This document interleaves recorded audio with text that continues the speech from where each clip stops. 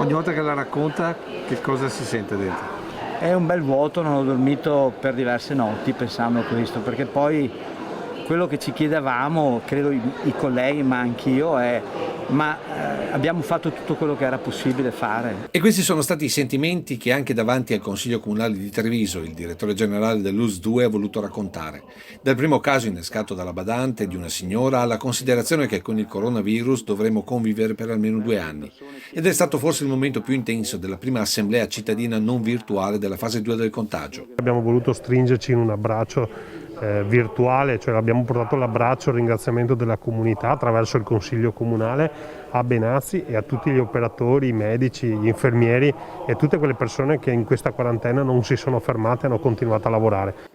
Un consiglio comunale con consiglieri distanziati e numero chiuso per cittadini e spazi ben definiti. Per tutti un ritorno alla democrazia vera e non virtuale.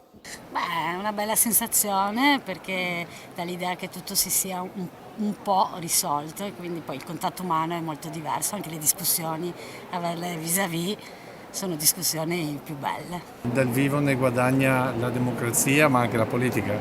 Per me sì, perché con il discorso digitale bisogna stare attenti, bisogna fare veloci con sì, appunto, la linea che va, che viene, magari alcuni non sentono, altri sentono. Cioè, conviene sempre farlo di persona.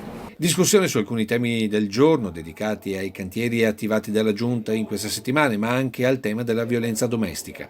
Ma su tutto è comunque rimasto l'intervento del direttore Benazzi, che al termine ha lanciato un monito dal Palazzo dei 300 per tutta la cittadinanza. Virus subdolo, c'è da aspettarsi che ritorni? Sicuramente sì, lo dico con molta franchezza sì. Dipende molto da noi, cioè dai nostri comportamenti.